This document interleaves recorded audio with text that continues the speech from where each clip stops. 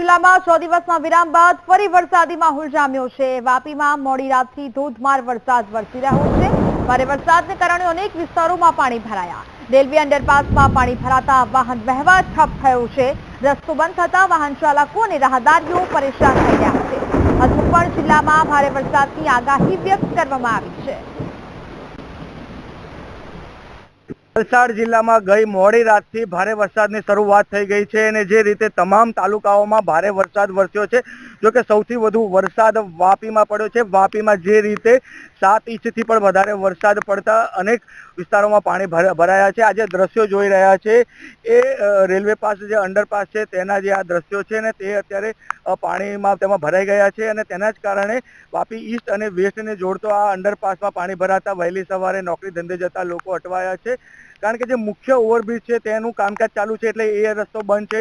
આ બંને નાના મોટા બંને ગરનાળા બંધ થઈ જવાથી જે વહેલી સવારે જે કંપનીઓમાં જે કામદાર જતા હોય, છોકરાઓ સ્કૂલે જતા હોય, તમામ લોકો અટવાઈ ગયા છે। જો કે રેલવે નું જે આ ગરનાળું ભરાઈ જતા જે વાપી નગરપાલિકાની ટીમ અત્યારે કાર્ય લાગી છે અને પાણી જલ્દી દૂર થાય તેવા પ્રયાસો હાથ ધર્યા છે। આવો વાત કરીએ આપણે કારોબારી ચેરમેન પાસેથી, શું પરિસ્થિતિ સર્જાઈ છે?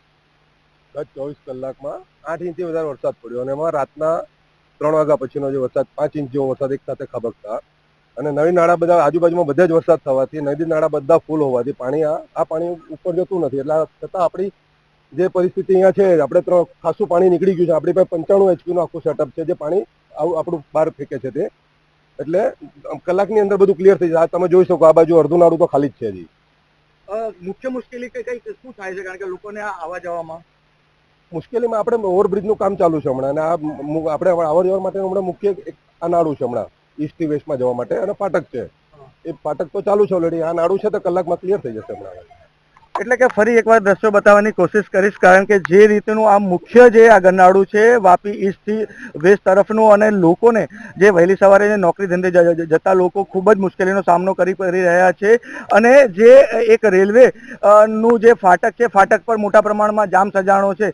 જો કે હજી હવામાન વિભાગે ભારે વરસાદની આગાહી કરી છે તેને લઈને વલસાડ જિલ્લાનું વહીવટીતંત્ર એલર્ટ મોડ ઉપર જોવા મળી રહ્યું છે। માનવ ઠાકોર, VTV ન્યૂઝ, વાપી, વલસાડ।